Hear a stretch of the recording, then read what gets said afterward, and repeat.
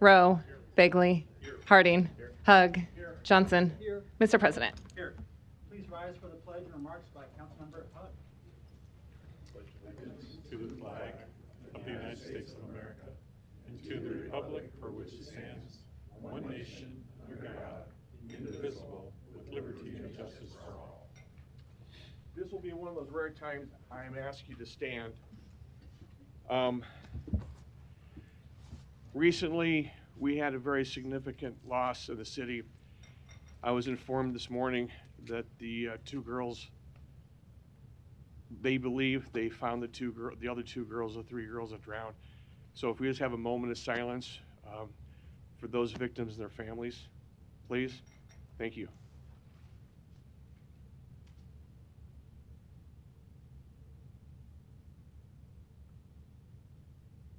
Okay, you can be seated. Thank you. An affidavit of publication is on file for the pre-council and city council meeting, and a current copy of the Open Meeting Act is posted in a white binder on the east wall of legislative chambers. Good afternoon. Welcome to the Omaha City Council. We appreciate having you here today. We look forward to hearing your testimony on our many items. I would encourage you to turn your cell phones off or at least to vibrate. If you have any difficulty hearing the proceedings today, you may contact our meeting attendant here at the diocese for a listening device, or there's also closed captioning and a screen in the back of the room. Madam Clerk. Item 6, to consider a Class C liquor license for Bariana Walla located at 17903 Pierce Plaza. The public hearing and vote on number 6 is today. Proponents, please.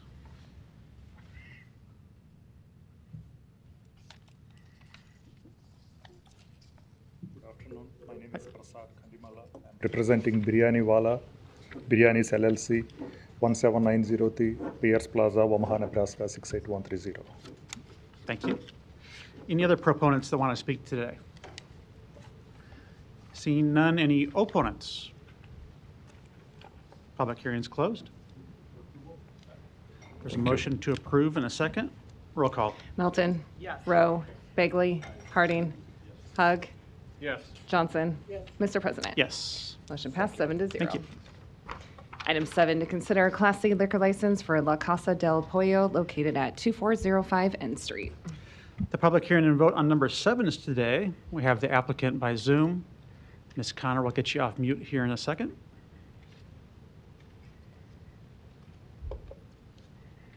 Okay, try that. Hi, Nikki Connor, 190 32 R Street, Omaha, Nebraska 68135. Here on behalf of the applicant for any questions. Thank you. Any other proponents that want to speak? Seeing none, any opponents? Public hearing's closed. Motion to approve. Second. Motion and a second to approve. Roll call. Melton. Yes. Rowe. Bagley. Harding. Hug. Johnson. Mr. President. Yes. Motion passed 7-0. Item 8, to consider a Class C liquor license for Stories Coffee located at 15526 Spalding Street, Suite 101. Public hearing and vote on number 8 is today. Also Ms. Connor by Zoom. Yes, Nikki Connor, 190 32 R Street, Omaha, Nebraska 68135. Stories is just opening up a new location. Okay, great. Thank you. Any other proponents on number 8? Seeing none, any opponents? Public hearing is closed. Move the approval. Motion is second to approve. Roll call. Melton. Yes. Rowe. Bagley. Harding. Hug. Johnson. Mr. President. Yes. Motion passed 7-0. Thanks. Good luck. Item 9, to consider a Class C liquor license for Staybridge Suites located at 7825 Davenport Street. Public hearing and vote on number 9 is today. Proponents, please. Jeff Macko, Sapphire Properties LLC for Staybridge Suites, Omaha, 7825 Davenport Street, Omaha, 68114. Thank you. Any other proponents today? Seeing none, any opponents? Public hearing is closed. Motion and a second to approve. Roll call. Melton. Yes. Rowe. Bagley. Harding. Hug. Johnson. Mr. President. Yes. Motion passed 7-0. Thanks.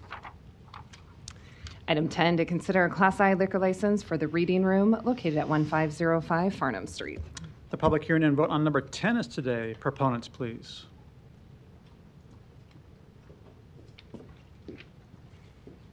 Hi. This is Samantha Morley for the reading room. Address is 1505 Farnham Street, Omaha, Nebraska 68102. Thank you. Any other proponents today? Seeing none, any opponents? Public hearing is closed. Ms. Johnson, you're recognized. Thank you. Samantha, how are you today? Good. How are you? I'm doing great. Good. This is your moment in time to sell your pitch Okay. regarding your business. So if you could give us a commercial, I'd greatly appreciate that. Okay. Oh, I wasn't really expecting this, but okay. Okay. So the reading room is a reading lounge. It's going to be located in downtown Omaha. The purpose of it is to provide a comfortable, relaxing space for people to go and read. You notice with like a lot of bookshops, they want you to just buy items, leave, or they're not very comfortable, you know, for coffee shops, things like that. So this just kind of brings everything all together. You get a reading lounge with comfortable furniture, a full bar of product. There's going to be alcohol, non-alcoholic, coffees, teas, and some food items. So finger foods, fruit platters, so on and so forth. Not a full kitchen. So it's just a nice little service to offer the community. In the downtown area Yeah. and similar to the mills on 30th and Leavenworth, from what I'm hearing. I don't know. They have the same business concept. Oh, okay. All Okay. right. Yeah. All right. Thank you. Yeah. Motion to approve? There's a motion and a second to approve. Roll call. Melton. Yes. Rowe. Bagley. Harding. Hug. Johnson. Mr. President. Yes. Motion passed 7-0. Thanks, everyone. Thanks. Item 11, a resolution to approve the preliminary plat for Vinton Silos Edition located southwest of 34th and Vinton Streets. Planning Board and Planning Department recommend approval. The public hearing and vote on number 11 is today. Proponents, please.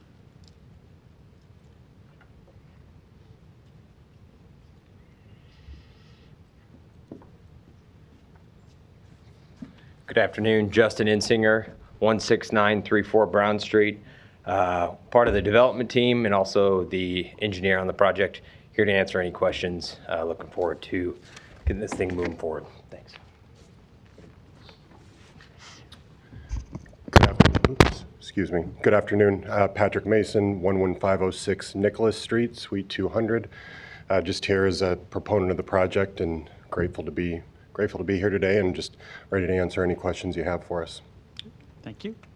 Any other proponents today? Seeing none, any opponents? Please come down.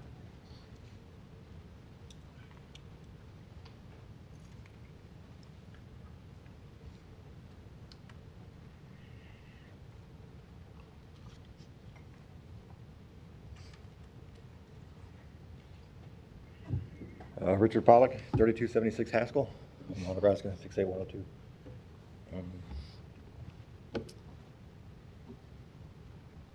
I live right on the street that attaches to that property. The fence is literally 1 house away from us. It's been a private street for my whole life. You know, parents bought it when we were little kids.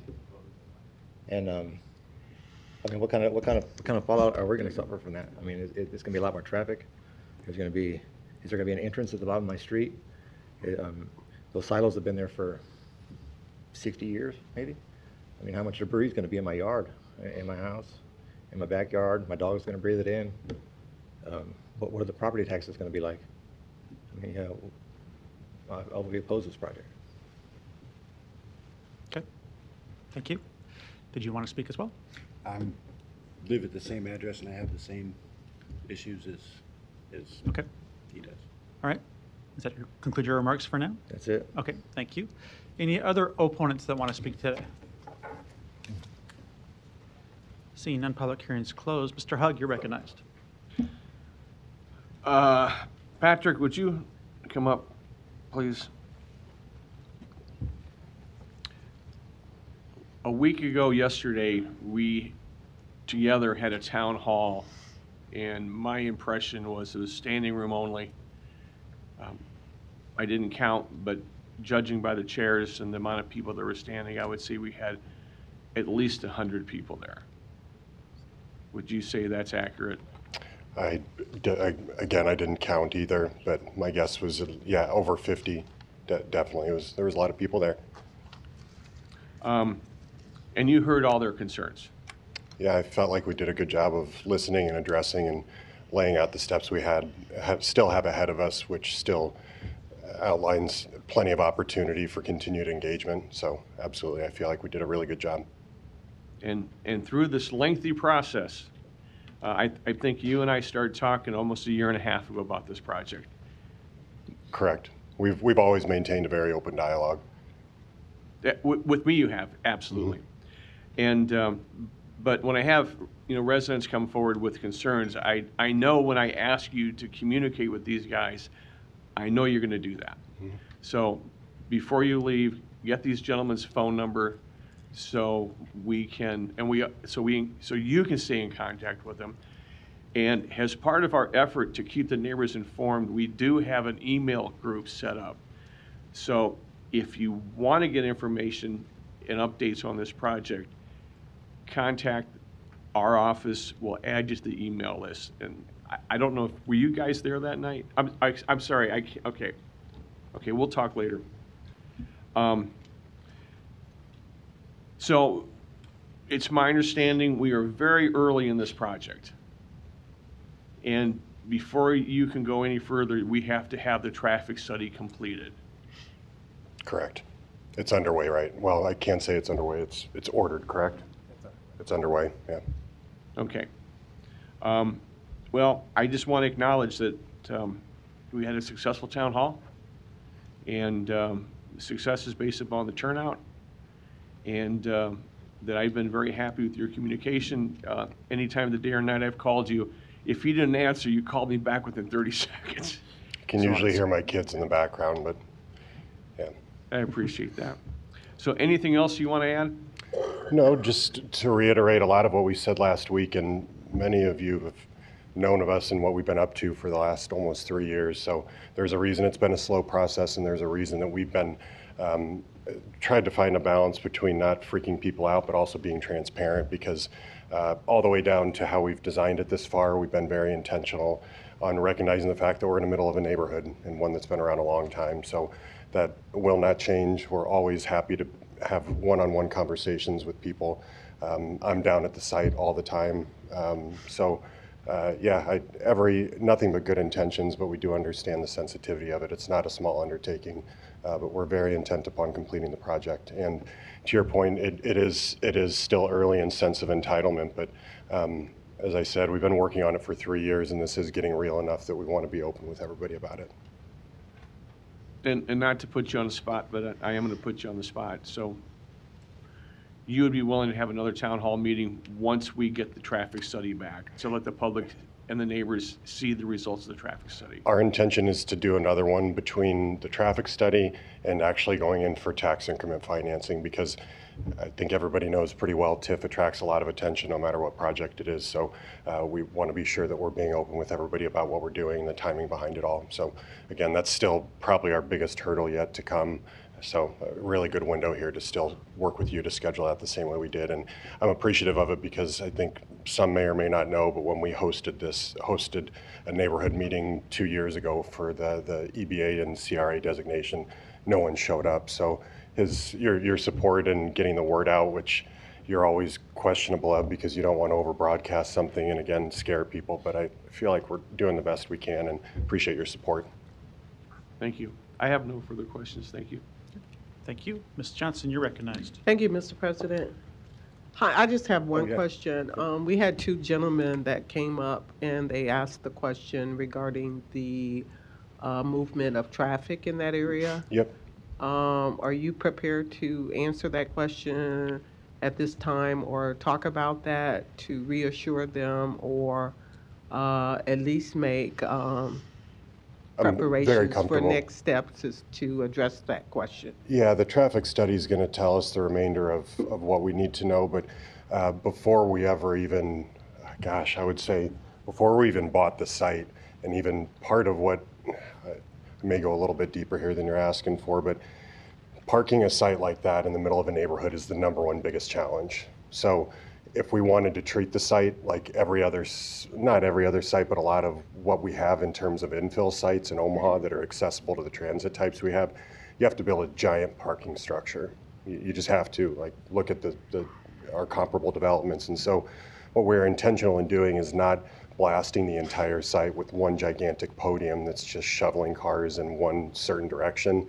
So there are 3 points of access to the site, which we are limited on. In the grand scheme of things, there are only so many things you can do with a site that's located right up against the interstate there. Yes, construction is going to be messy.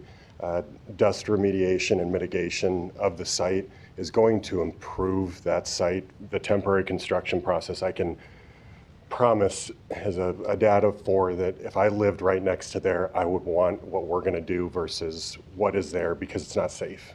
And we've tried to remediate it. We've tried to do the best we can in managing it for 3 years, but it should not be there the way that it sits anymore. And so we fundamentally believe that the temporary, I guess you'd call it, disruption of construction will significantly, will be minimal in comparison to the long-term benefits. But to traffic specifically, again, we've taken that very, very heavily into consideration, because I think with the amount of space we have, if we wanted to try and further densify that site in comparison to comparable developments, we're going lighter than a lot of competing developments or within our proximity. So we're sensitive to it, and we are doing the best we can, but the options are limited when you're in the middle of a neighborhood. So I guess I would feel a little bit more comfortable if you would agree to take their numbers down. 100%. And yes. Kind of have that one-on-one conversation. I don't know the reason why they didn't attend the meeting, why they haven't been engaged, but if they're directly impacted by your development, I think some special consideration should be done. That 34th Street is going to be fully improved, which is currently a gravel road. So it is part of our intention as construction grows closer. And it was a big question at the meeting, was especially for those who are going to be impacted by even the simplest, what we would see in construction is a street closing for truck traffic for 1 day or 2 days. We're very intentional about communicating those as far in advance as we can. So we're in no way, shape, or form I guess, ignoring the fact that it's going to change the neighborhood. We're just trying to do it in the best way we can. Thank you. Thank you. Mr. Hug. Just to point out to Councilmember Johnson, city staff is getting their contact information right now to be added to the group email for that neighborhood. Thank you. Any, all good? Mr. Hug, would you like to make a motion? Thank you. Oh, I'm sorry. I apologize. Motion to approve. There's a motion, a second to approve. I'm supportive of this today, too. I met with one of your colleagues just last week. I like the concept of building your apartments into what has become a landmark in Omaha, the silos there that everybody knows, and doing that in a smart and creative way, in addition to the Field Club trail there, and also potentially some public art. So I think you're doing it the right way in the first step here on preliminary plat, and we'll continue to get down into the more details as you keep working. There's a motion, a second to approve. No further lights. Roll call. Melton. Yes. Rowe. Bagley. Harding. Hug. Johnson. Mr. President. Yes. Motion passed 7-0. Thanks. Item 12, an ordinance to rezone property located at 6636 North 31st Avenue from R435 District to R5 District. Planning Board and Planning Department recommend approval. This item has been postponed for 2 meetings now, and the public hearing was already held. The vote can be today, but I know an interest in delaying this item was to see if the applicant would appear before City Council, which has not occurred to date. So I want to ask if the applicant is here today. I don't see it. Council members, Ms. Johnson, you're recognized. Deny? I'll second. I don't see any further lights. Roll call. Melton. Yes. Rowe. Bagley. Harding. Hug. Johnson. Mr. President. Yes. Motion passed 7-0. Item 13, an ordinance to rezone property located at 2009 South 7th Street from GC District to R7 District. Planning Board and Planning Department recommend approval. This item has also been delayed for a couple of public meetings. The public hearing was already held. The public hearing actually is today, and the vote can be today. We're hoping this applicant is here today to talk about this project. Proponents, please. Mm-hmm. Mm-hmm. Yep, yep. Is the applicant here or any proponents to this item? I don't see it. Are there any opponents? Yep, please come down.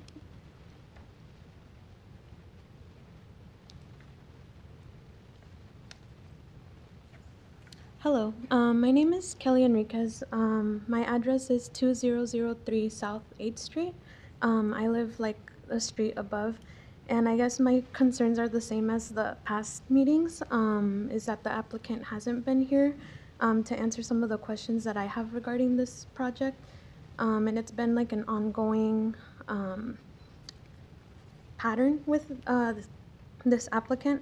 I'm not necessarily opposed to the actual project itself, but I would like more information since it is in my neighborhood and I've been living there for about 20 plus years or so. So I would like a little bit more transparency because I've seen that there are similar projects that have similar issues. So yeah, I would just like more transparency about this project. And yeah, that's all. Thank you. Any other opponents that want to speak today? Seeing none, public hearings closed. Mr. Hug, you're recognized. Mr. President, I know it's your job to ask if the individuals here, but I'm going to ask one more time. Is the individual here is associated with this request? Okay, I'll make a motion to lay it over till, can we lay it over 6 months? It has to be to a date I'm date certain? Okay, what would you like, suggest, recommend? I'm willing to negotiate. I would suggest a shorter time frame. I don't think it's too much to ask someone to come to represent their project to the city council sooner than 6 months from now, maybe 1 month from now at the most.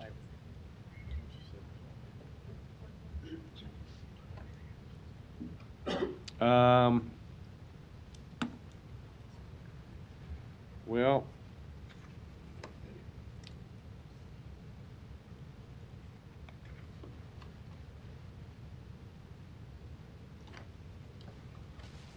there's no June in my calendar.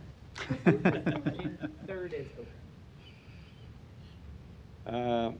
Well, that's coincidental because I was thinking June 17th. That's about 60 days. Okay, is that your motion? Yeah. Second. There's a motion and a second. Mr. Harding, you're recognized. Thank you. I think I see the sentiment of the board here, but I will point out that this is currently has commercial zoning on it, and it's being down zoned, if you will, to a less intensive use for residential. What could occur on this property today with the current zoning is much more intensive use of the property or of the ground than residential. And so I'll call on, sorry to blindside you, Mr. Fanslow, but That's okay.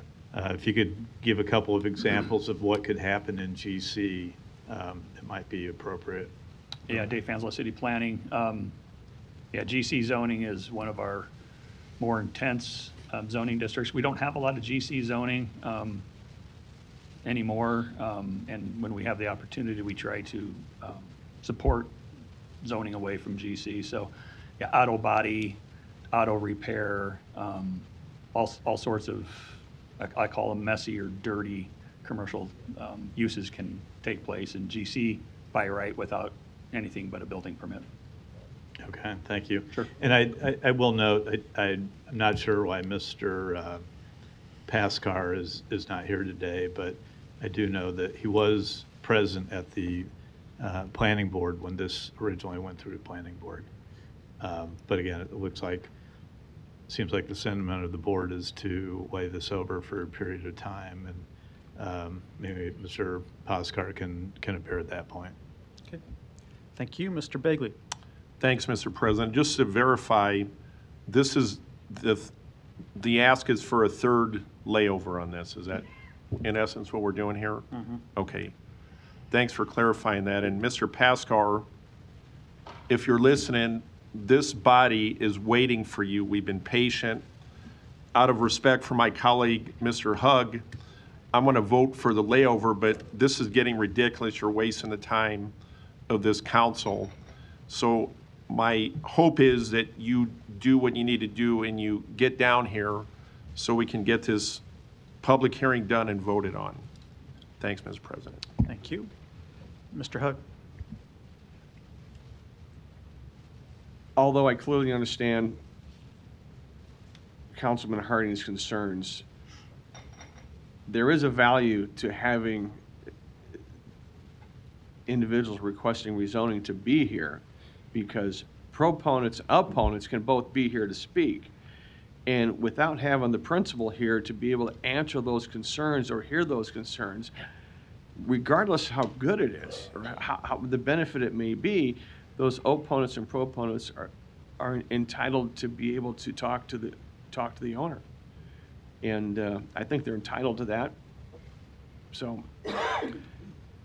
I made a motion. Thank you. Okay. Thank you. Mr. Rowe? Thank you. Just as a little bit of history, I wanted to ask a couple of questions as well. It seems like back a month or so ago, the applicant asked about withdrawing the application. Was that right? There was a request to postpone at the time.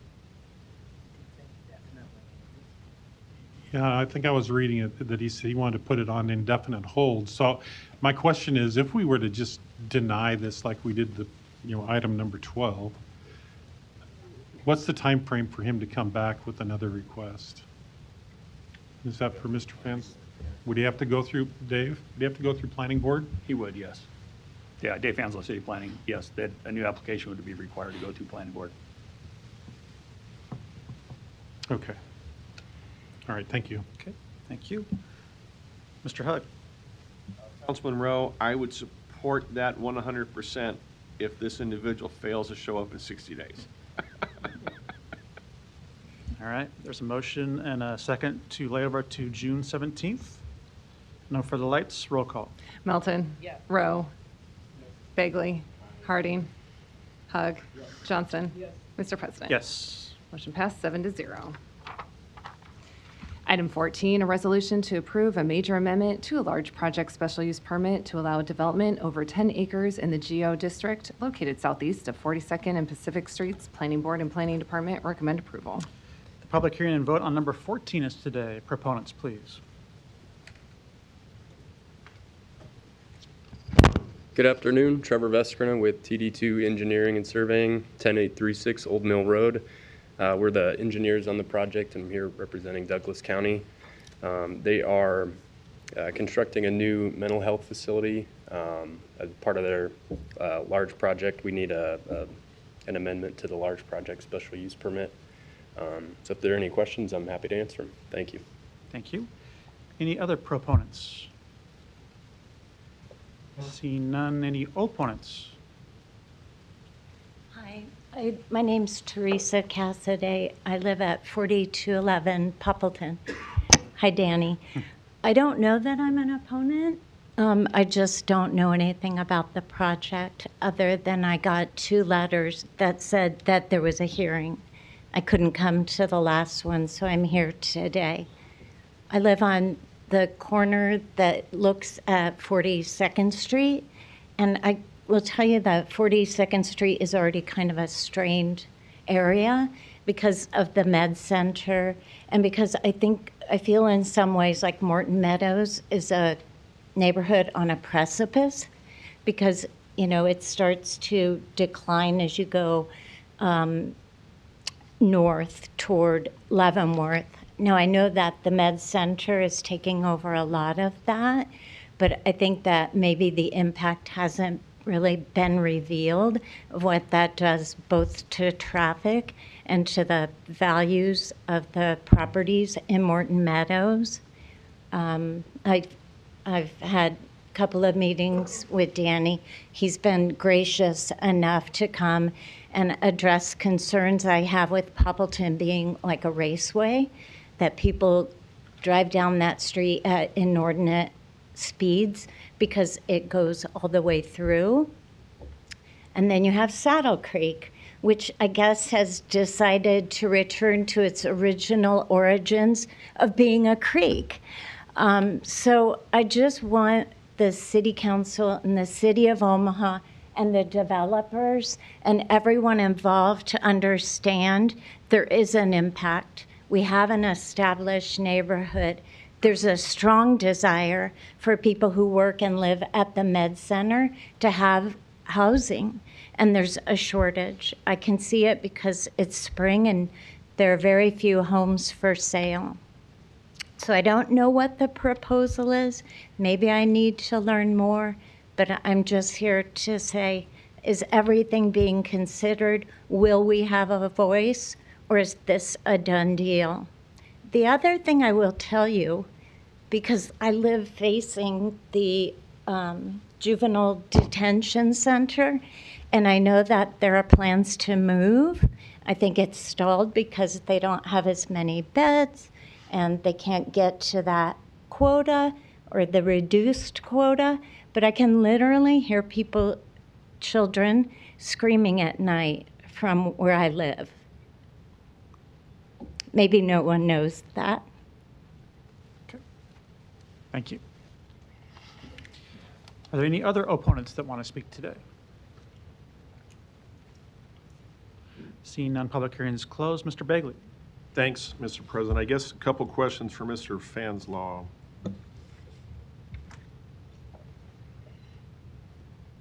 Ray Fansel, City Planning. Dave, good afternoon. Good afternoon. Can you just articulate what the special use permit, what this application does generally? Sure, yeah. So the use has obviously been established at the larger site for a number of years, decades. And when, in situations like this, when major revisions to that site plan or in many forms comes to the department, we have the choice to do minor amendments or major amendments. But when something of this magnitude comes to us in application form, it's a major enough change to their site and to their operation where, yeah, it requires planning board consultation and city council approval. Okay, and this, my reading of the materials is, so the demolition of the existing building, constructing a new building, it offers the identical services that was currently being provided, is that correct? That's my understanding, yes. Okay, and so that's inpatient psychiatric treatment. It says it's for up to 16 people, as well as outpatient treatment for about 12 patients a day. And then it talks about parking. There's currently 60 parking stalls serving the facility now, and the new design will have up to about 95 stalls. Is that your understanding, Dave? Correct, yes. And this is for the Douglas County Hospital? It is, yes. Okay, come on back up. Did you have any other questions? Yeah, here's the other thing that I hadn't even mentioned. The lighting from the Douglas County Hospital is so bright that our neighborhood literally looks like it's lit up all night. I'm fortunate I live on the other side of two homes that kind of block that, but is there a way that they could direct the light to the parking lot and not completely light the neighborhood? I just really feel like you have a beautiful established neighborhood there, and if they're not considering what the impact would be to more of that, and I don't oppose this kind of usage, probably very necessary, but we've got to take the whole picture into consideration, or it will deteriorate our neighborhood. And it's one of the gems of Midtown and desirable. You have people paying inordinate amounts of money for homes there, but it's lighting and traffic and disruption. It's just a lot of things that I think need to be considered. I appreciate your comments, and I got one more question for Mr. Fanslaw, but one of the things you had mentioned, you can sit down. Okay. Thanks, you don't have to stand there anymore, is the raceway. I understand that completely, living in Morton Meadows. You're familiar with the western edge on Saddle Creek and Leavenworth. They just got done with the construction of the intersection there. And when you talk about raceways, there's 4 gentlemen sitting over your shoulder from the Omaha Police Department that are here on a different item. And I can assure you that that is probably, that's an item we got coming up later on our agenda to deal with those types of issues. But I understand that the traffic in the neighborhoods and in the city, and Omaha Police does a great job on the enforcement with the resources they have. A question for one more, Dave, for you. A question, please. Sure. When these developments come, I know I've learned 4 years on the council, if there's noise or lighting issues, that is part of, that's something under the purview of the planning department, correct? So yeah, Dave Fanslow, City Planning, yes. Noise, smell, pollution, lighting, all falls into the zoning code. I will say that this is obviously a special use permit too, so there are certain conditions that Douglas County will have to meet and to operate under a certain way to be in conformance with if it gets approved, their special use permit. I'll take this time to address the lighting. Our codes require that lighting be downlit, so there are supposed to be no overspill of lights from property line to property line. So if that's the case, we can talk later, or you can contact me, and we can talk about that, and we can get somebody out to take a look. But yeah, any of the lighting on that site should be limited to within the property lines of this site. Thanks, Dave. And Sure. I know in 4 years I've dealt with that, and your question, it's not the first time I've got that. And in fact, I get them from both sides that people want more lighting. So that's a balance we have, and that's why you got smart people in the planning department with stuff on the books already. And if that's too much light, then Dave's people do a great job of running it down. And you certainly know where to get a hold of me if you got those questions. I am going to be supportive of this because that's a very unique property there. It's been there forever, and it's a rebuild of it. And as we all know, mental health crisis that this community and the nation, for that matter, faces. This is something I'm going to be supportive, but mindful that I live in Morton Meadows, and you know where to get a hold of me when this is going on. If there's those future issues, I'll be glad to talk to you. Thanks, Mr. President. Thank you. One other comment. Please. I don't know, one of my neighbors asked about easements, and so, just being cognizant that maybe they're not built to the street, but as they're building it, that they consider that it could be a place where people could walk, or, they could have green space. I don't know. There isn't currently a sidewalk on that side of the street, but maybe the planning could include something like that. I don't know. I don't know where everyone is in the process. I'm just making suggestions that there's a way for them and us to coexist beautifully, peacefully, and, with some aesthetics in mind. Thank you. Dave, one more shot at that with the sidewalks? I'm not sure I heard the question, but yeah, sidewalks will be constructed on that side of the street as part of this project. Thanks, Dave. Thank you. Thank you. I'll be supportive of this project today, too. I've talked with some county board members about it. I do think it's a positive step for the hospital and for the community to have an independent mental health facility on the campus there that currently is housed within the hospital. And as Councilmember Bailey said, high need throughout the community for these kind of services. And I think with this new building that's already underway and their idea about a downtown component to the jail, combined with the new children's mental health facility that's going to open in 2026, and the new adult services at a Community Alliance, which is already open, we're seeing some really good movement to help those in need in mental health crisis in the community. Is there a motion? Motion to approve. Second. Motion and a second to approve. Roll call. Melton. Yes. Rowe. Bagley. Harding. Hug. Johnson. Mr. President. Yes. Motion passed 7-0. Item 15, a resolution to approve the Mueller Apartments Tax Increment Financing Redevelopment Project Plan located at 2226 Howard Street in an amount up to $852,814. Public hearing and vote on number 15 is today. Proponents, please. Yeah, good afternoon, Don Seaton, City Planning. This project is located at 2226 Howard Street towards the west end of downtown. It involves a single lot that had contained an older single-family home. That home has been raised in a new 4-story apartment building with 34 market-rate apartment units will be constructed. The owners, developers are Lee and Brian Mueller. They're looking at a total investment in the neighborhood of about $9.6 million. The TIF support for the project is $852,814. Project meets the required criteria of our TIF program. It's an appropriate land use for the area. It complies with the city's master plan, and we ask for your approval.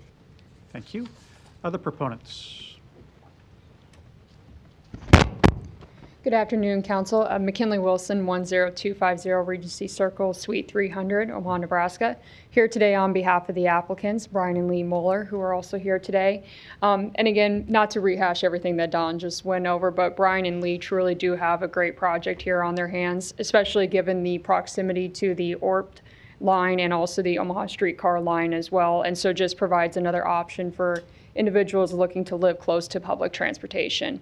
Again, as Don mentioned, it was previously the site of a dilapidated single-family residence, and it's in a 4-story apartment building is going to be constructed there with 34 units, and construction is estimated to be completed by next April. And again, Brian and Lee are here today and are more than happy to answer any more detailed questions about the project, and we respectfully request that you approve our project today. Thank you. Thank you. Any other proponents that want to speak today? Seeing none, any opponents? Public hearing's closed. Mr. Begley, you're recognized. Thanks, Mr. President. I'll make a motion to approve this. Our Brian and Lee, where are they at?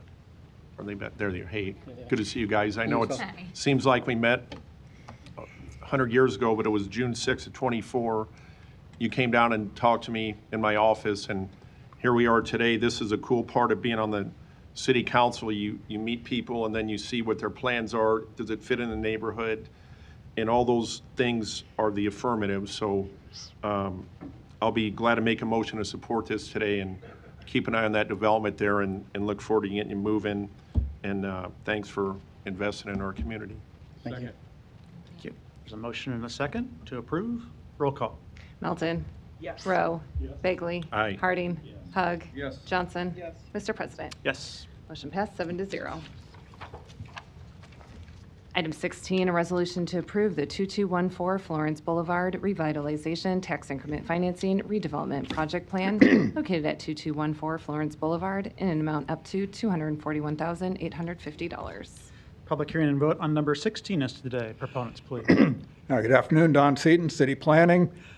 This is a residential development in North Omaha. It involves the rehab of a long vacant and deteriorated historic row home building at 2214 Florence Boulevard. That structure is presently on the city's demo list for code violations. But the developer will undertake a comprehensive rehabilitation of the structure, and the result will be 12 two-bedroom apartment units. The developer is Pine Grove Investment, LLC. It's managed by Brian Nix. Total investment in the neighborhood is about $1.3 million. The TIF support for the project is $222,110. You know, it's a nice vintage building that's been a real problem in the neighborhood and been abandoned and neglected for a long time. So we're fairly enthusiastic to see this project get going and see that building rehabilitated. The project meets the criteria of our TIF program. It's appropriate land use for the area. We ask for your approval. Thank you. Other proponents?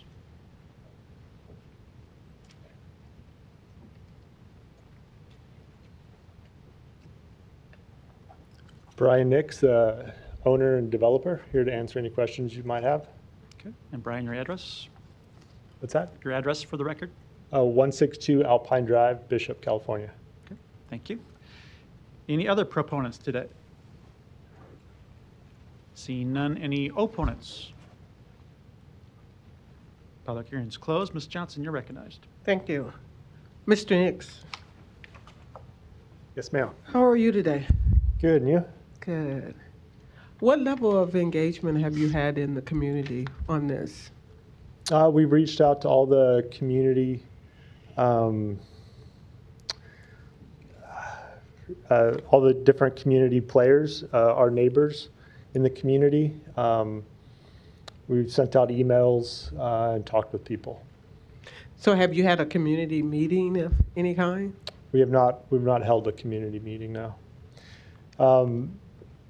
With this being, it was previously, I think, a 12-unit apartment complex. It's just been abandoned for some amount of years.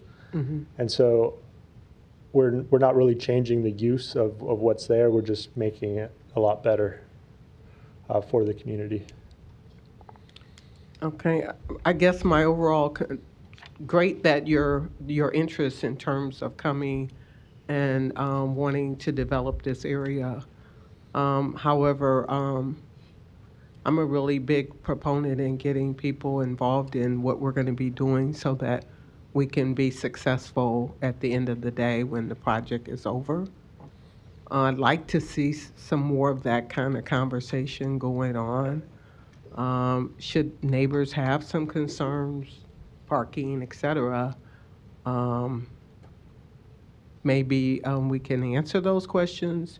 In addition to that, sending emails out in this area here that, I mean, it's kind of spotty as to whether or not you're able to make a huge impact on getting that information out via email. Some type of communication is definitely something that I would encourage. Yes, ma'am. Go ahead. And we've also had, we're partnering with Front Porch Investments Mhm. to commit the property for 20 years to low-income housing Right. in the area. See, that makes it more important that we make sure that we elevate and make sure that we're hitting all cylinders so that we are successful at the end of the day. Are you up against any timelines of any kind coming up, or? We're trying to have this done within about a year of all the approvals getting done. Okay. As far as timelines, like in the TIF process, we put a year after we get the approvals. All right. Can we, or is there any reason why we wouldn't be able to delay this until the next meeting, which would give me an opportunity to sit down with you and also engage the community to have some conversation? Whatever you think is best, ma'am. Pardon me? Yes, ma'am. You are open to that? Yes. Thank you. I appreciate that. So I motion to lay this over until May 6th. Motion to lay over to May 6th. Ms. Melton, you're recognized. Thank you. Well, first, we're taking a building that needs, that the taxpayers are going to have to pay to have demolished, the taxpayers of Omaha, because of the number of code violations. I think there's a picture of it up there. I can't imagine of a neighbor that would rather have this than a new building. I also want to note, I know you stated that your address, if you want to come back up, your address is California, but I note that you are a fire captain with the Ventura County Fire Department out in California, but you have a business here. You have 15 employees here, and you've invested in Omaha. I think because your mom from here? Yeah, my mom was born and raised here, and I still have quite a bit of family out here. So even before the real estate and other businesses, I've been traveling out here since I was a kid. Okay, well, and I wanted to make note of that you're not just some out-of-state investor that's going to come flip and leave, that you're actually invested in our community just because you live somewhere else. So I appreciate that. I'd also like you to know that we have a great fire department here. If you ever want to come over, I'm sure they'd love to have a lateral hire. But no, thank you for your investment. Thank you for your investment in taking this building down. That probably should have come down many years ago. and really helping this neighborhood, beautify this neighborhood. And then the fact that it's affordable housing as well. Noted that it's a 2-bedroom apartment for $1,000. And so working with Front Porch, I think on this is absolutely amazing. So, and I do know you said that you talked to some of the neighbors around there. I appreciate that. Continue to do that, because you'll want those neighbors to call you if there's anything going on at that place. But I fully support that, and I fully support supporting this today. Thank you very much. Mr. Harding, you're recognized. So the applicant is not asking for a different use of the property, no rezoning. This is, if you came in with the building permit, assuming everything was in compliance with the current site regulators, it would be approved. Is that right, Mr. Fanslow? Dave Fanslow, City Planning. Yeah, if the department received a building permit and it met all our current codes, yes, we would review it like we normally do, and in the end, probably issue a building permit. So I would say that even, I know there's some concerns about you didn't have a public meeting. I don't think it's warranted or needed in this case, because again, you have property rights. You're not changing the use. It's no different than if I came in and wanted to do something different on my lot, tear my house down or rehabilitate my house in some manner, as long as it was in compliance with the zoning regulators, I'd be able to do it. The only reason we're considering this is it has TIF associated with it. So, and it's actually at the plan stage too. So we'll see this again when it gets to the agreement stage, but I don't see any reason to hold your project up at this point. So I'll make the assumption if there's not a second on the motion that's on the floor right now, I'll make the motion to approve. I'll second the motion. That's correct. There was no seconds on the delay. There's now a motion and a second to approve. Mr. Rowe, you're recognized. Thank you, sir. I had a couple of questions for the developer. This is a remodel, right? It's not a tear down and build. Correct. So I just wanted to make sure we were clear on that it's going to be a renovation of a well over 100-year-old building. Yes, sir. Are you gonna work with the historic? Is it going to be like a historic? The construction going to be, I guess, meeting the historic standards that are. I don't know if is the building on the historic register right now, or it is with the parks. We are working with for historic tax credits. Okay. So they're looking at it also. We want to keep the original look, but modernize all the components to it. I guess having that information helps me understand exactly what you're going to do. That's a pretty intense requirement to meet. The national parks, when they have that property on that register, they have a pretty strict guideline as to what you can and cannot do. And typically, it's makes for a very nice project. So yeah, it should look really nice when it's done. Yeah, appreciate the willingness to take the risk. Thank you. Ms. Johnson. Thank you, Mr. President. I have no doubt that this is going to be a good project, and when we make mention to the safetiness of the building, we do have an excellent planning department that adheres to code violations. So if there was a risk of safety that this needed to be torn down before May 6th, I'm sure that safety element would have been addressed by now. Secondly, this conversation you and I have not sat down and talked about this. This is a TIF project. It is in my district.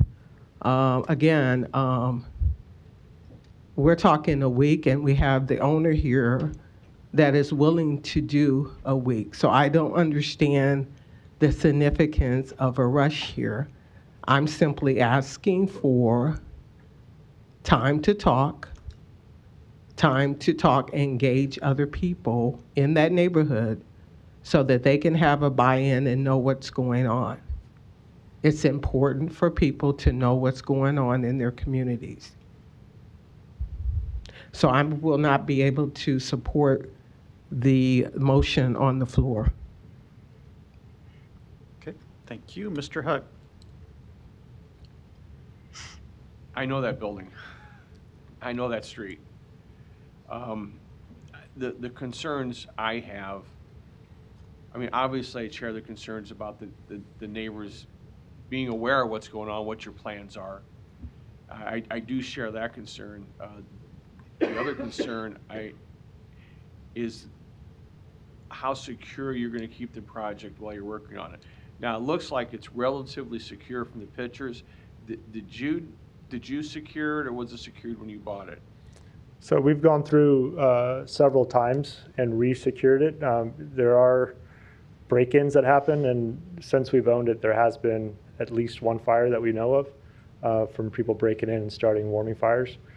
And then we re-seal it up, but it seems to, with it being vacant, people find their way in.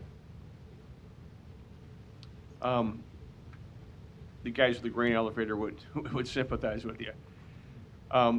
But you have a plan in place and staff that is looking at this daily, addressing those break-ins and those potential entry points. Yeah, we have a property manager that drives by it every few days, and then same thing with construction worker staff that drive by it to re-secure it. Could we possibly ask, or could I possibly ask that you have your property manager check it daily?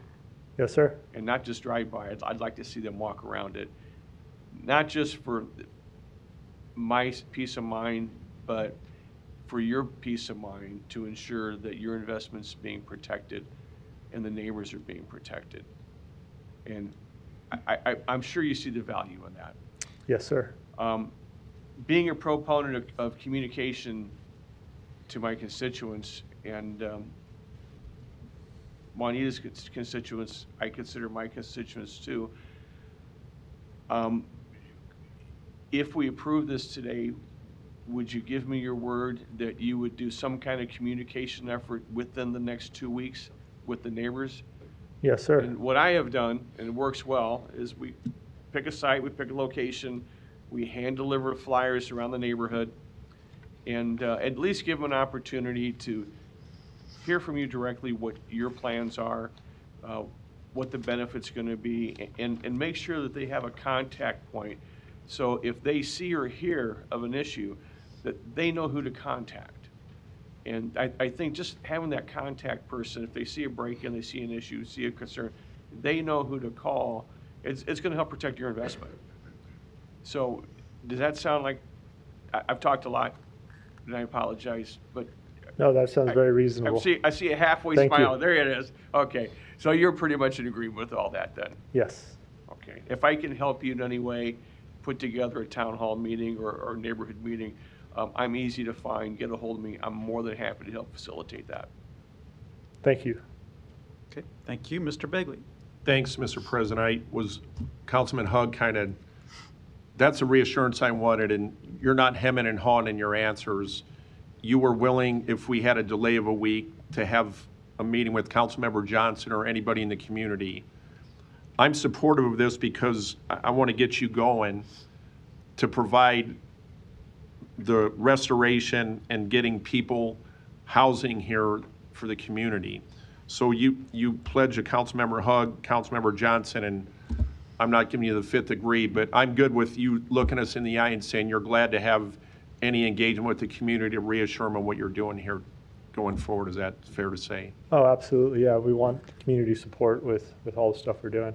Okay, thanks for the investment in the community, and I know that you'll keep your word and have that communication with people in the community. They just want to know what's going on, and I think you'll find that when you have those meetings that there might be a little bit of higher tension, if you will, but being there to answer those questions is the best thing you can do, and I'm glad you're pledging to do that. Thanks, Mr. President.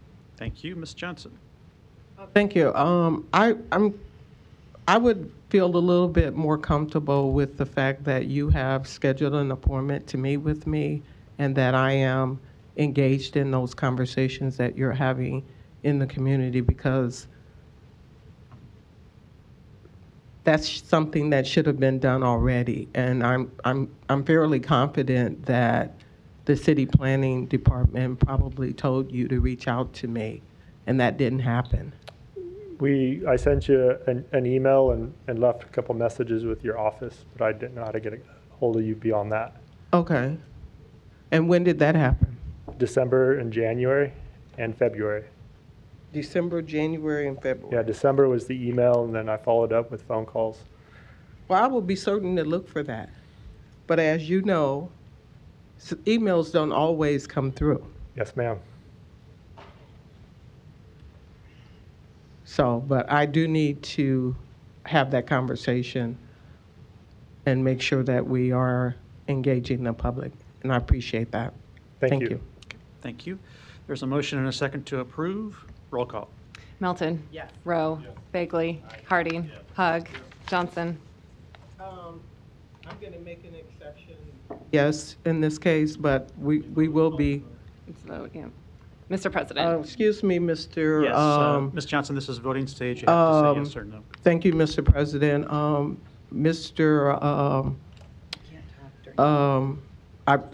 going to ask about code of conduct. Ms. Johnson, at this point, you have to place your vote. I'm going to ask of code of conduct. That is out of order. The motion you. passed 7-0. Thank you. No, I'm not answering that question. She said yes. Yeah, she said yes. Thank you for your testimony. Consent agenda. Any member of the city council may cause any item placed on the consent agenda to be removed. Items removed from the consent agenda shall be taken up by the city council immediately following the consent agenda in the order in which they were removed, unless otherwise provided by the city council rules of order. There's been a request to remove item number 20 off the consent agenda, so item number 20 is removed. The public hearings on agenda items 17 through 19 and 21 through 25 were held on April 22nd. I don't see any further lights. Is there a motion? Is there a second? Second. Motion and a second to approve those items. Roll call. Melton. Yes. Rowe. Yep. Bagley. Harding. Yes. Hug. Yes. Johnson. What's the vote? 17 through 19 and 21 through 25.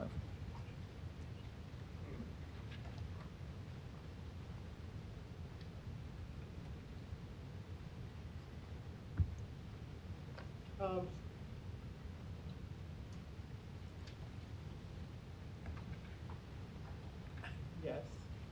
Mr. President. Yes. Motion passed 7-0. Item 20, an ordinance to approve an agreement with the African American Empowerment Network in the amount of $1,057,287 and to authorize funding for such agreement from the fiscal year 2024 Community-Based Violence Intervention and Prevention Initiative Grant. The public hearing on number 20 was already approved. The vote is today. Ms. Johnson, your light is on. You're recognized. Thank you.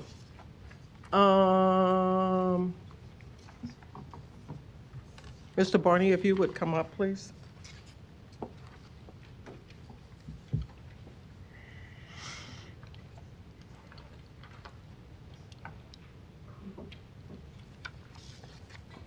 Good afternoon, council members. Willie Barney, 2401 Lake Street. Thank you, Mr. Barney.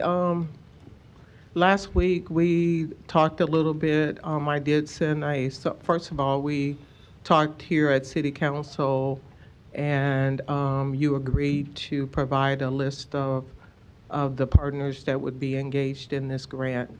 Do you have the list at this time? Sure, yes. I can walk you through. The partners, as I mentioned last week in the council meeting, first of all, thank you again for the opportunity to be here. We have an initiative called Youth 360 that has been launched. We're very fortunate to have Jennifer Clark that is ministering that, facilitating through Youth 360. The North Omaha Community Partnership with Tamika Meese as CEO. She is here as well. She was here last week as well, came back today. Code Z with his Latron Lewis. We've been working together for nearly 18 years. Leo Lewis with Visionary Lion, who again, about 18 years of work in direct intervention. Riley Protection Group with Brian Riley. Again, been working together for about 18 years doing direct intervention. Viable Healing with Roscoe Wallace as the CEO of that organization, who's been doing work in this field for about 7 or 8 years. also has contracts with the county and other organizations, as well as North Omaha Community Partnership. Those are the primary, as I mentioned last week, one of the goals of this has been to support those grassroots organizations that have been doing this work many times without compensation that we call on as an organization, as a city, and others in the community. So those are the primary partners that will be a part of this implementation. And so can you provide that list of names to the clerk? Yes. Thank you. Second, we had a meeting, and I summarized the meeting that we had here at City Council last week. Do you have anything you want to add to the summary that I projected there? Yes, and I can send you more in writing, but just a few comments. One, you asked about public engagement and public involvement process. Just want to illustrate to you and to the council that I think you're very aware that every Wednesday at 2 o'clock we have a meeting with anywhere from 80 to 120 community members, intervention specialists, law enforcement, churches, neighborhoods, and others. That's one angle of community engagement that we have been implementing for 18 years. In addition to that, for those that can't make it on Wednesday, we have Saturday meetings, both in the morning, sometimes in the afternoon. In addition to that, we host summits in the evening to make sure that there's community engagement there. We participate with pastors and faith leaders where we've gone to their location. We have participated with neighborhoods, as you know. So I think if you look at community engagement in the city of Omaha, the Empowerment Network has always made that center point. And even in this particular strategy, I went back and looked at the number of times we met with the community. Well over 1,000 people have participated in development of this violence intervention strategy. So that was one in public engagement. The second piece that you mentioned was the benefit to South Omaha. In our meeting with Councilman Hugg, we illustrated that some of the partners have been doing work in South Omaha for years. For example, North Omaha Community Partnership, Leo, Latron, Lewis have participated in support of the Cinco de Mayo, but beyond that 1 day or 2 day event, they also do direct intervention with South Omaha on a consistent basis. Step Up Omaha, as you know, in 2012, we expanded to citywide with an emphasis in South Omaha. So we partnered with a number of agencies and organizations in South Omaha. This particular grant is not geographic centered, as I mentioned last week, but it's more focused on the who. And so we can't tell you exactly who yet, because our goal is to take the 70% reduction we've seen in gun violence over the last 17 years, take it down another 50 to 70% by really zeroing in on and working with those families most impacted, some of them involved in those various activities. So the grant is centered to enhance the work that we've been doing, but we can't tell you exactly who or where they live, because that will be determined through the work that we do through research and evaluation. And before you go any further, this is a summary of what our meeting was about. So you having a conversation with Hug afterwards or whatever? No, this is in the meeting that we had last week. In the meeting that we had, because I just wanted you're okay with what I've articulated here as to the essence of our meeting. Yeah, I don't think there was a specific request to respond to the email, so I'm responding to you Right, so are you now. okay with how I interpreted what we said in the meeting on? I would add these comments that you asked about, that I would add that to it, and I can send it to you in writing if that's And better. if you would, please. That's totally fine. Yeah. Absolutely. Okay, I appreciate that. And then afterwards, I did do some research myself because remember in the meeting I had asked about the application that was submitted to it. And at that time during the meeting, we did not have an application. However, I was able to go back to the date of the original ordinance that was put in place. And while I did not see the application that the city council staff has provided me with since that meeting, I did see that there was a documentation regarding the application and the project information. This award, this is the reason why I was asking for information regarding an application, because I knew that the application itself would provide everyone with the scope of work.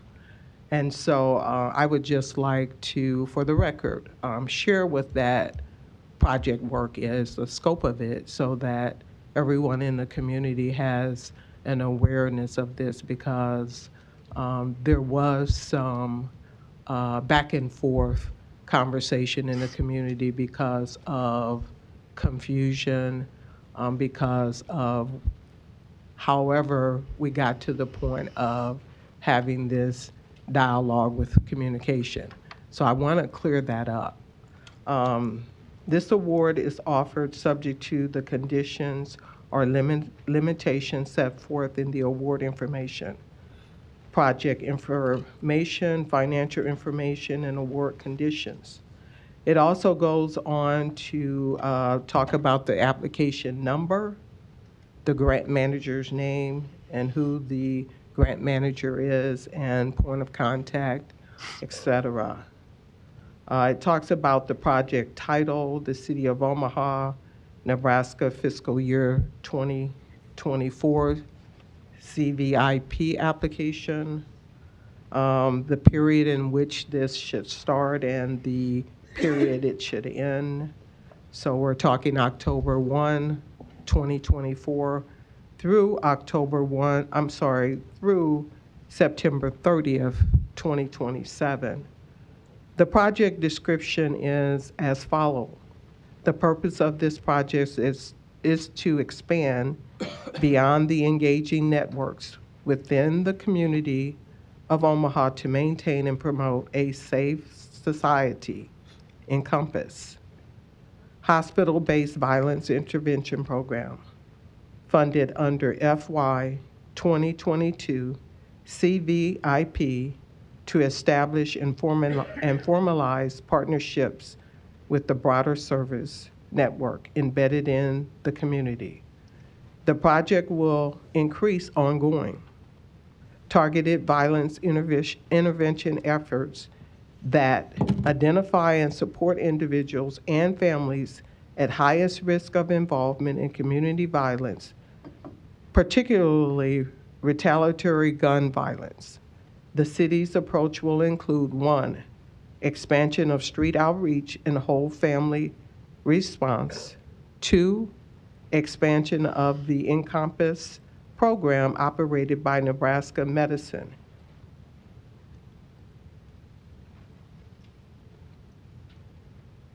Goes on to say, and professionalism of the field through credentializing and continued education for local community organization engaging in community violence intervention, efforts to ensure evidence-formed approaches, including cultural competence and trauma sensitivity, are applied in violence prevention and intervention efforts.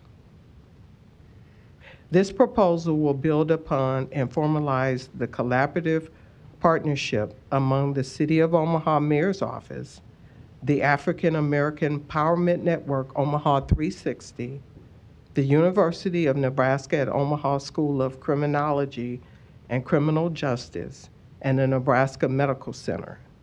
Efforts will also fund the co-creation of community safety strategies led by grassroots street outreach and intervention partners, providing capacity while capitalizing on the momentum and trust built between communities and systems. That's a summary of what this program is for.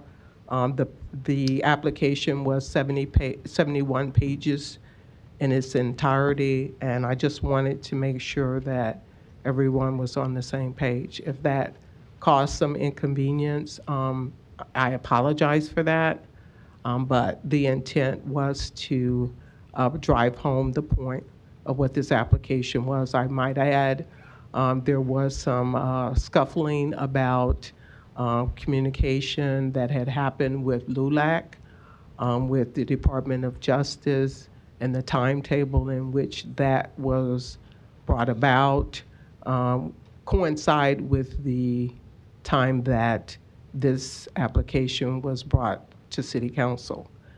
and there was no discussion, not on your end, Mr. Barney, but sidebar, there were other conversations that were going on, and there was no distinction between A and B.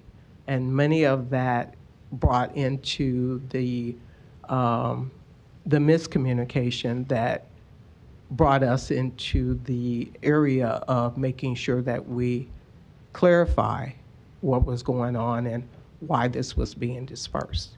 And I believe we've accomplished that now. Thank you. Appreciate that. Thank you. Ms. Melton, you're recognized. Thank you. And Mr. Barney, I just want to say, I think out of any organization in the city of Omaha, that your organization has had more outreach and community input than any nonprofit organization, city government entity that I've seen. And I think it's that community outreach that you made kind of the core of Empowerment Network when you started it, which is the reason it's been so successful and the reason that cities all over the nation are now trying to replicate, contacting you to replicate Omaha 360 in their cities. And so I want to commend you for that. I know that grant applications, especially to the federal government, are very work intensive. You put a lot of work into this. I mean, there's 83 pages detailing literally every dollar of where the grant is going. And by the way, it's already been awarded. It was applied for, it was awarded, the city council already accepted it. And now what we're doing is we're voting on the individual kind of subcontractors that receive the money. You're one of them, UNMC is one. So then we have a separate vote allocating the money from the grant that we've already accepted. So it's too late. We can't send it back to the federal government. We've accepted it. It's sitting in an account. And by the way, we have no choice but to allocate it to the groups that were in the grant application. Yours being one, and I think it's well-deserved. It's well-earned. And I think you've proven over the last 18 years that you'll use the money wisely and that you actually do make an impact. You've made such an impact without this kind of grant that I can only imagine what we're going to be able to do and what we're going to be able to see in the years moving forward. So I want to thank you very much for all the efforts that you've put into that, and I'll move to approve item 20. There's a motion and a second. Mr. Hugg, you're recognized. Mr. Barney, thanks again for coming down and talking to us. I appreciate it. What I heard in that meeting, and I may have been looking for different talking points, but what I heard in that meeting was your explanation of how the current organizations you are using do service South Omaha, Yes. my district. Correct. And I don't want to put words in your mouth, but I believe you gave an assurance that this grant will continue to be used in the entire city, not only my district, but Danny's district, Mr. Harding's district, Mr. Rowe, Mr. Festerson, and Yes. Councilman Melton's district, as well as Councilman Johnson's district. So this money's for the entire city. Yes. And that's your intent. Absolutely. And as I mentioned in the meeting and last week, that these organizations are already doing that work and have been for years citywide, not just North Omaha, citywide, wherever they're called on. And we're thankful for the support of the council to finally be in a position to do something from a financial standpoint to support these organizations because they've been doing the work. They're called on by the network, by the city, by the police, but they're called on by many different agencies to address and prevent violence right now in South Omaha, in North, all over the city. So absolutely. So I appreciate the opportunity to share that with you and answer the questions directly. Yes. Would you be willing to sit down with me in 90 days? This is just my personal request. Would you be willing to sit down with me in 90 days and identify instances where that grant money was used in my district to the best of your ability? I'm not asking you to keep an itemized list, but yeah. I think 90 days, if I could sit down and go over with you and your staff and see how it was used. Yeah, one piece of this is that our official start to this, it's a 3-year grant, but our official start as the Empowerment Network is in year 2. So October 1, I believe, is the date that we have set where it actually begins. But I'm more than willing to sit down. It doesn't have to take 90 days. As one of the positive things that has come out of the conversation is what more can we do to lift up and support organizations in South Omaha around directly violence intervention and that work. Our organization's already serving there, but we would love to figure out how we could support, partner even more. And so we're more than willing to sit down, not just myself. I want to recognize, thank you, Councilwoman Melton, for your comments. I would definitely want to recognize Nadia Spurlock that wrote the grant for us, the City of Omaha Grants Division that partnered with us, and then those partners that I mentioned, Councilwoman Johnson, and one of them is here, Tamika with North Omaha Community Partnership. She intentionally set up work in North and South Omaha, but those agencies, those organizations have already been doing work in South, but more than willing to see how we can partner even more. So absolutely, that's a long answer to your question, but we're here and we love to support and continue to work with South Omaha. Thank you, Mr. Burney. Thank you. Thank you, Ms. Johnson. Thank you. Thanks again, Willie. Larry, you had a comment that you wanted to make?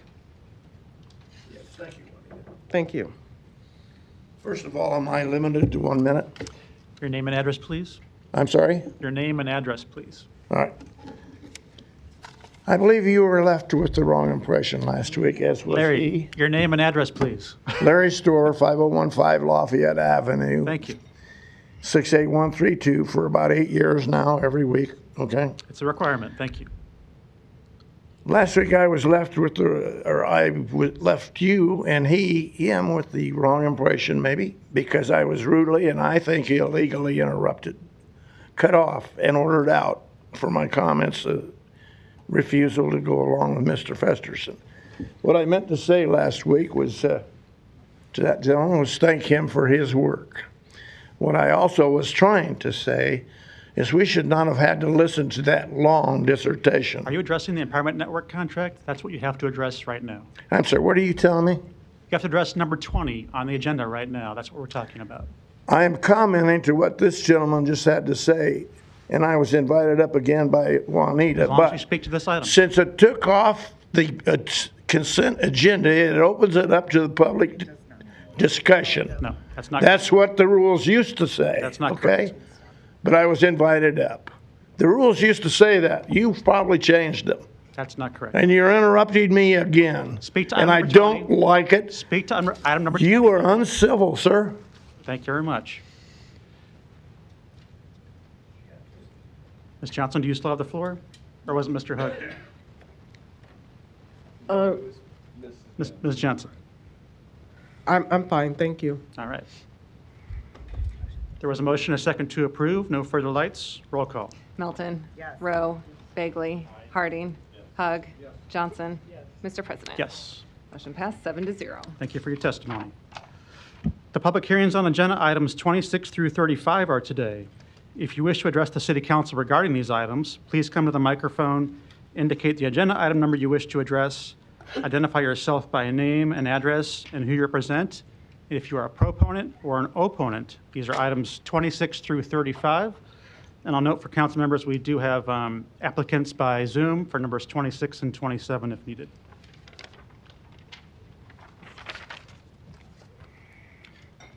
I don't see any testifiers on these items. Those public hearings are closed.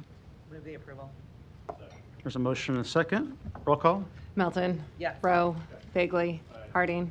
Hug. Johnson. Mr. President. Yes. Motion passed 7-0. Item 36, an ordinance to approve the amendment to the Omaha Police Officers Association Collective Bargaining Agreement to adopt a new pay plan. Personnel Board recommends approval. B is an amendment requested by the Law Department. C is communication and opposition. The vote on number 36 is today. I will note there's an amendment of the whole by the Law Department. Move the amendment of the whole? Just amendment, sorry. Okay. Yeah. Move the approval of the amendment. There's a motion, a second on the amendment. To approve, I don't see any lights. Roll call. Melton. Yes. Rowe. Bagley. Harding. Hug. Johnson.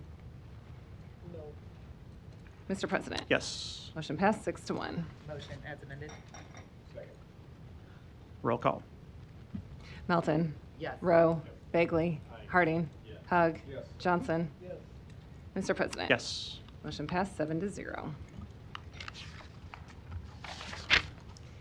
Item 37, an ordinance to create a new section 36-141 of the Omaha Municipal Code, making it illegal to street race, and to amend section 36-232, giving authorities the ability to tow a vehicle belonging to the driver in violation of section 36-141, A is amendment of the whole requested by the Law Department. B is communications and support. The vote on number 37 is today. The amendment of the whole is noted. Ms. Johnson, you're recognized. Yes, this question is for the Law Department. Mackenzzie Law Department. Thank you. During our pre-council meeting, I asked several times for there to be some acknowledgement, educational-wise, to the general public regarding this change in terms of curtailing speed.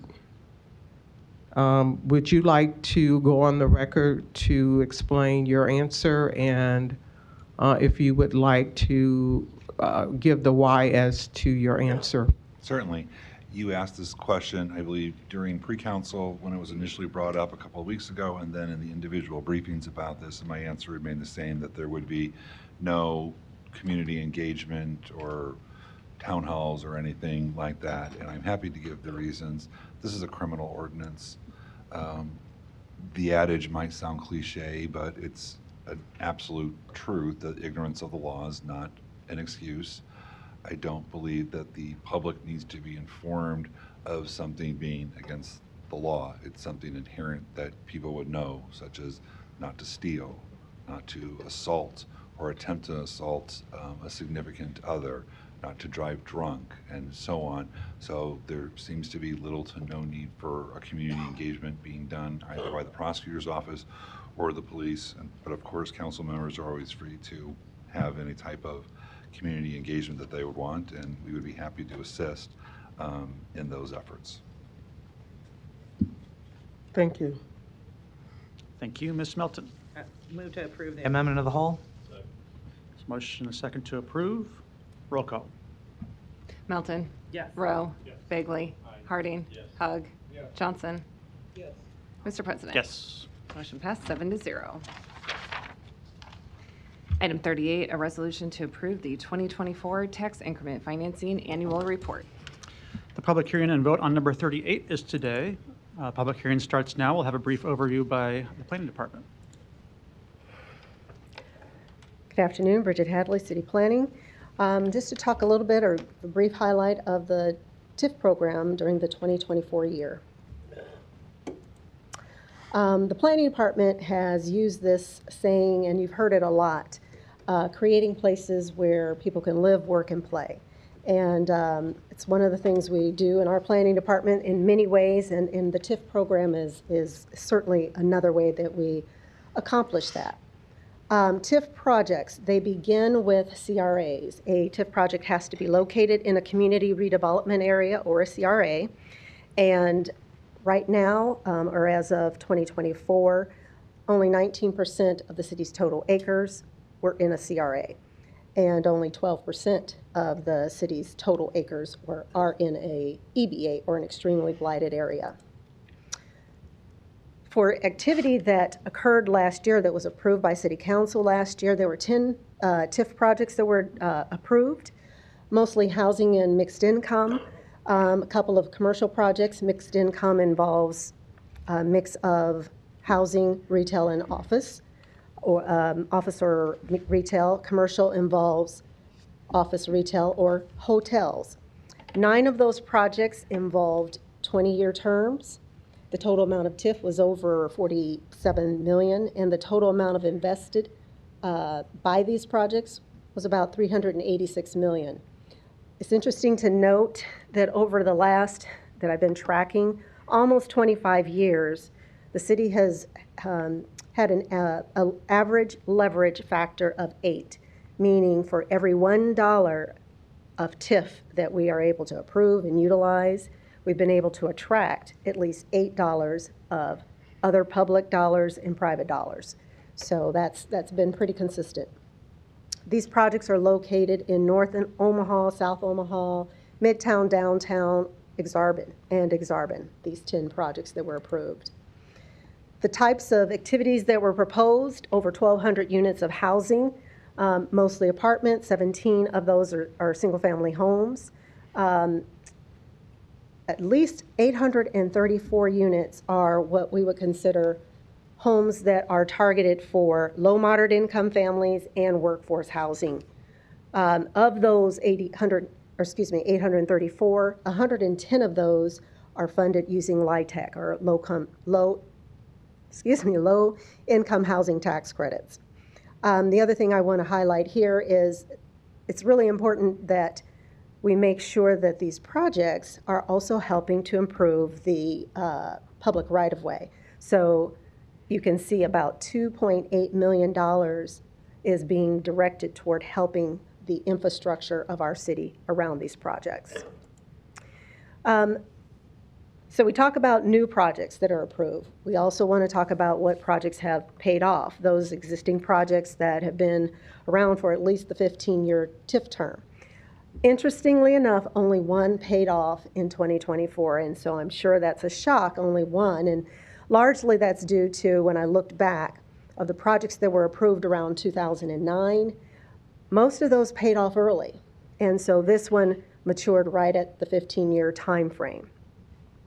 So what we have been doing is taking a look at, well, if this project, in this case, this one, had not occurred, and there was no development at this redevelopment site, what would have happened? Just to kind of compare and contrast the purpose and what TIF does achieve. If there was no TIF at this particular redevelopment site, what we would have likely seen is between 35 and 46% increase in valuation at that site and tax revenues. So that means $790,000 in new tax valuation after 15 years is what we would have seen if there was no TIF or no redevelopment at all, and just $20,000 in revenues after 15 years. You contrast that with the fact that the City Council did approve a TIF project, and what occurred is over 4,000% increase in assessed valuation and revenues at this particular site, which is $87 million in a new valuation after 15 years. And for this particular site, after 15 years, 1.9 million in new revenues. That's compared to 20,000. So it's just another way to look at how these TIF projects do enhance the overall tax base, which is local, county, and state. Last slide. Let me just move this a little bit. So this particular table is designed, the legislature wanted all municipalities to look at this kind of data and present it. So I think the mouse, there we go. So each row represents TIF projects that were approved in that year. This column over here, base year, that basically indicates the year that project started. So the projects at the top are the oldest projects. Those will eventually be paying off in the next year or two. Down here at the bottom, those are the newest projects. And here's, of course, what the value that the project owner anticipated the final value to be at the very beginning. And so that means when they first approached the city to say, I want to do this project, and it goes through the approval process, they tell us they think that it's going to be X value. Every year, so over in this section, we look at, well, what is the value as of January 1st? I receive a report every year, January 1st, so we can see, well, what is the value of that property? This column over here, the far right column, is the column to really pay attention to. It's the cumulative achievement of those values. So for example, if I were on the row for 2008, it is saying as of 2008 for these particular projects in 2008, 7, 6, and 5, those projects achieved 97% of the anticipated value. So the assessors are saying, okay, these properties are about 97% of what they originally anticipated the value to be. And so that's been getting better is what I've seen. You can see right in here, this 2011 through maybe 2018 year, these projects are even doing better. And location matters. So, you know, it depends on the location. Some values are going to be even better than what the assessors have stated the value to be. So that's why it's over 100%. Overall, the main number for this table is 85%. So for this total portfolio of active TIF projects that Omaha has, which is 272 active TIF projects, they're achieving about 85% of what the value was anticipated to be. That ends my presentation, just to say that what this TIF program, by your approval, and all the people who are involved with looking at these projects, it's designed to achieve redevelopment, community development, economic development, infill development, revitalization. That is what these projects are achieving. So thank you, and I'm here to answer any questions you may have. Okay, thank you. Any other proponents today?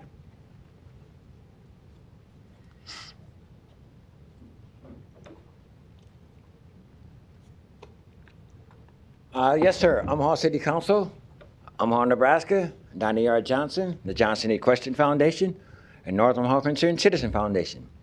By recommendation of Mr. Ken Johnny, Johnson. your full address too, please. 4928 North 52nd Street, sir. In the meantime, Mr. Ken Johnson, who retired from the planning department, recommended to me, Ms. Bridget Hadley has a brilliant mind. I agree. But what I do disagree with is some of these projects, such as New York, Chicago, and New York, Detroit. They all went with these apartment stuff, and it's a total mess. I got in trouble because my teacher here in Nebraska told me many years ago, studying future investments and these projects. She said, Roosevelt stayed too long, and it was a country in a disarray. I was studying Mr. Alan Greenspan. He was there too long. You got to keep your remarks to the TIF report here. The investments part of it. So I got in trouble for putting United States saving bonds all over the world because of Mr. Alan Greenspan. No, that's not on topic. Well, then, if you want to invest in TIF, can we also look in the process of this apartments and the parks and all that stuff? My generation, we had a submarine in the park.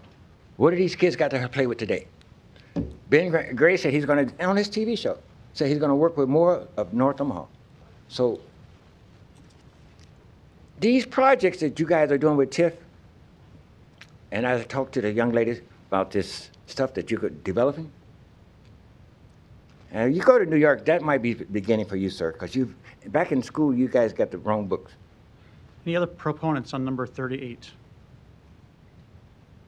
Seeing none, any opponents?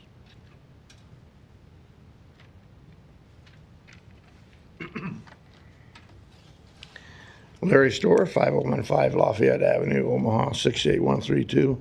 Thank you, Donnie. Presentation was all fine and good, lots of pretty things on the screen and words, but most of it, the average citizen doesn't comprehend what was being said. I would like to concentrate on 2 pages out of that report that I don't think we saw on the thing, because these 2 pages, number 3 and 4, I did my homework last night. Clarifies what I've been asking you folks to do many years at your meetings here, is to clarify how TIF actually works. These 2 pages pretty much say it. I'm going to say it in plain English because I'm not a lawyer. I don't practice lawfare. I do have a bachelor's degree and years of sales experience. And these 2 pages kind of prove what I've been saying or trying to get you to explain is true. If you ever watch the old cartoons with Popeye and Wimpy, TIF is kind of like a Wimpy burger. I promise to pay you today for tomorrow for a hamburger today. That's kind of what it's like. And the city does participate. When the city participates in one way or another, that affects my pocketbook. Therefore, I should, and every citizen should, have a right to a full explanation of how it affects my paper. Right here is it. It does spell out that it's not just the guy that had the TIF application, who, by the way, is sometimes also a realtor, a construction company, but also a realtor, okay? Arranges to get a property declared blighted and the value lowered before he even makes out an application. Then he goes up and to the planning department and makes an application. And he goes to the tax department and gets the lower value because of it. So he probably gets it next to nothing, if not for nothing. And then along comes TIF, which includes the cost of acquisition. What does that mean? Explain it to us, because it sounds to me like that includes the cost of that guy buying that property. He probably didn't own the property to start with. Some did, but most of them don't. But they come to you and get the money through bonds or something. Acquisition cost, explain that. Sounds to me like you're saying, oh, the city's going to participate by giving you that money. Okay, in a bond? Okay, fine. How long does it take for bonds to pay back? But in the meantime, he pays lower property taxes because you blighted the property. Well, I'm sorry, the county did. Correct me. But he gets the lower value. Maybe he actually bought it, and maybe he didn't. Because if the city and county are paying acquisition costs, why would he? Huh? Why would I not if I could get it from the city and county through TIF? I can't afford to build a new one, so why shouldn't I apply for TIF? That would develop my neighborhood. That would develop my area, which, by the way, you might want to take a look and drive around, like I've told you before. The district and the Walnut Hill district is severely blighted. Not my street, but they are not a few blocks away from me. But you're doing nothing with that area and Walnut Hill. Saddle Creek, northwest Saddle Creek. Go sit out there and watch the vagrants and maybe the illegals busting into properties, boarding them up, not cleaning them up. And the street vendors right on Radio Highway, Northwest Radio, right on the corner of Hamilton Street. They unload power equipment, shoes, clothes out of their cars and sell them right there. City's doing nothing. Watch the people go up, drive, and watch the vagrants and the illegals, whoever they are, dumping their own garbage on some of the properties there, and the cars that are parked illegally according to city code on properties right behind the mayor's station. Stay on TIF, please. But every citizen should read these two letters, because that proves that, oh, yeah, we have not been told the truth about TIF. I'm not going to read them, but they're right there in writing on your website. They didn't have a handout today, but that proves a lot of what I'm saying. The big picture is we've not been told the truth about it. We've asked you to do that, and you've refused to do that. But it slipped out on the website last night. Thank you. Thank you. Any other opponents to number 38? Seeing none, public hearing is closed. Ms. Johnson, you're recognized. Thank you. Ms. Hadley. Yes. Bridget Hi. Hadley, Planning. Thank you.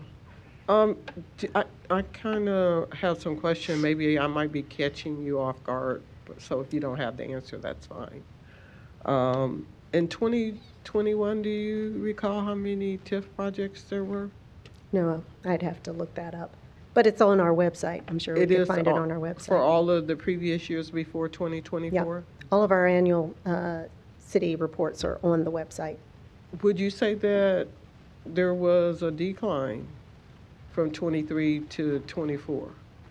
Oh, absolutely. Because that's what Yes. because that's what I kind of noticed. Yes. Was there a reason for the decline? Yes, there is a reason. The economy is probably the simplest way to say it.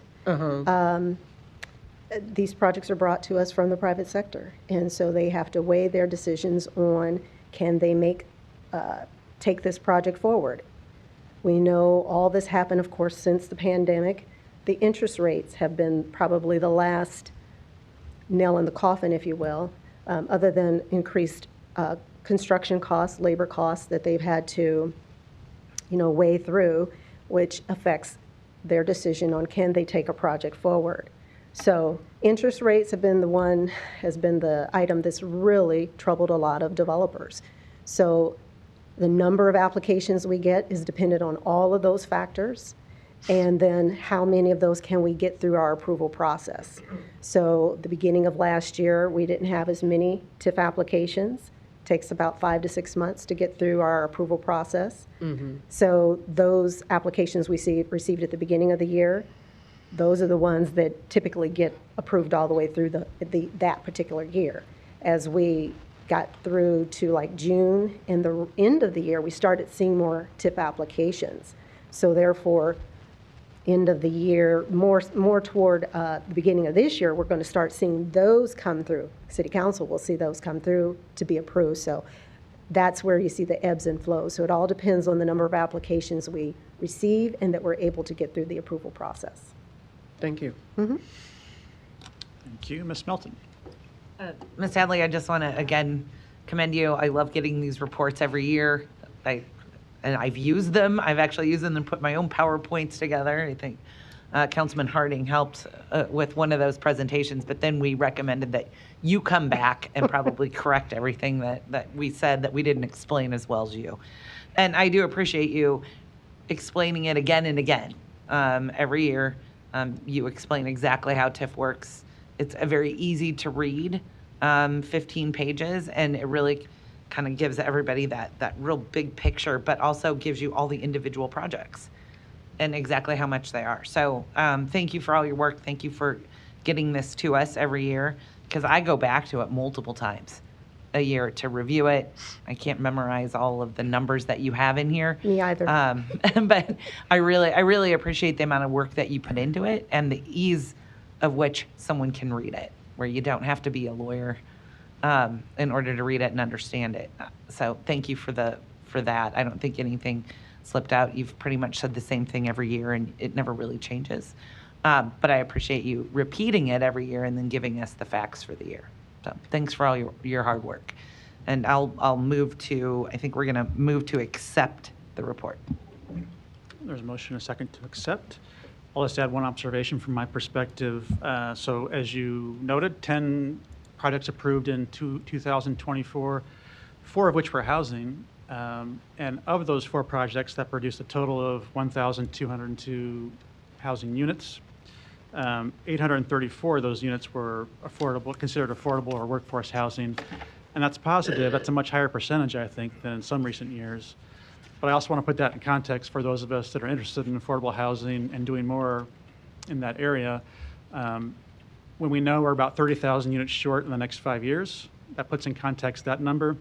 And it's going to take a lot more than tax increment financing to meet that challenge. And it's going to take a lot of additional tools and financing mechanisms I think we need to pursue. So I just wanted to make that observation in the context of your report, too.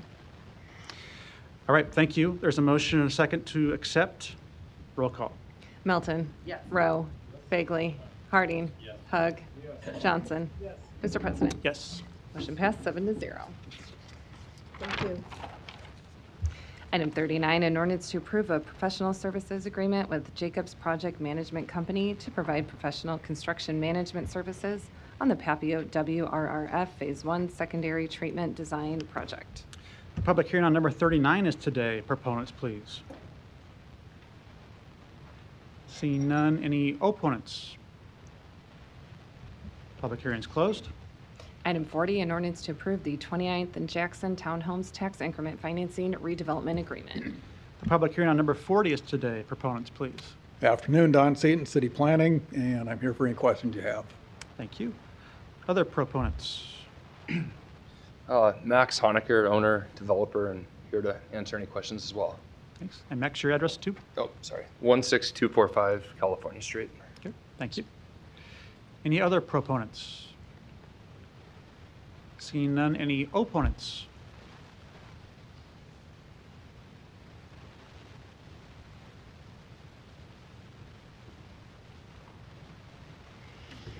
Yes, sir, Mr. Frederickson, Omaha City Council.